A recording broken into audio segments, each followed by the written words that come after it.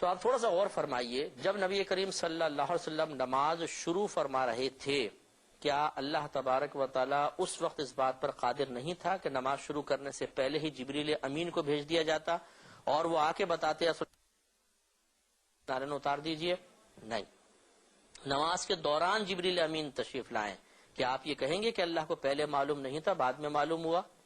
نہیں، اللہ تعالیٰ تو سب جانتا ہے۔ تو یقینی سی بات ہے کہ اس میں کوئی نہ کوئی حکمت ضرور پوشیدہ ہوگی، اور اگر غور و تفکر کی نظر سے دیکھا جائے، دیانتدارانہ طور پہ دیکھا جائے، تو ہمیں یہی نظر آتا ہے کہ حکمت باری تعالیٰ اس میں یہ پوشیدہ ہے کہ دراصل اللہ تعالیٰ قیامت تک کے مسلمانوں کو یہ دکھانا چاہتا تھا کہ اگر دوران نماز اس کے نبی کی تعظیم کی جائے تو یہ تعظیم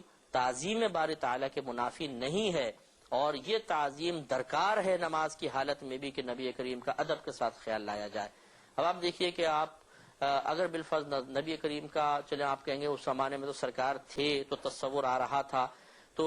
اب نہیں لانا چاہیے، تو ممانعت پر کیا دلیل؟ پہلی بات تو یہ کوئی قرآن حدیث ہے کہ دلیل ہے؟ نہیں ہوگی۔ دوسری بات یہ ہے کہ جب آپ قرآن پڑھیں گے اس میں نبی کریم کا تذکرہ آ رہا ہوگا تو نماز میں خود بخود خیال آئے گا، حتیٰ کہ اتحیات میں جب آپ کہیں گے السلام علیک ایھا النبی، تو بتائیے کس کا خیال آئے گا؟ یقینی سی بات ہے کہ نبی کریم صلی اللہ علیہ وسلم کا۔ تو آپ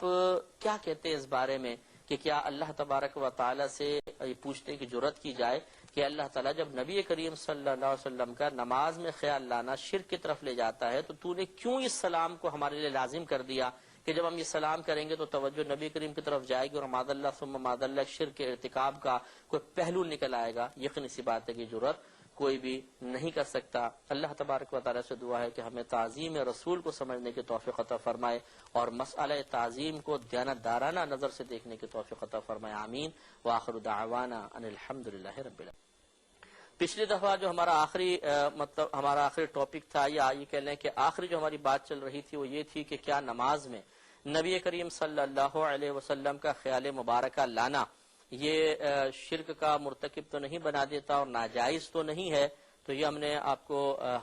صحیح حدیثوں کی روشنی میں بتایا تھا کہ یہ شرک کا اس میں کوئی شائبہ نہیں ہے۔ صحابہ کرام علیہم رضوان نماز پڑھتے ہوئے باقاعدہ نبی کریم صلی اللہ علیہ وسلم کو ملاحظہ کرتے تھے، دیکھتے تھے، اور نماز میں آپ کا دیکھنا آپ کے تصور لانے سے زیادہ قوی ہے۔ تو جب نبی کریم کو دیکھنا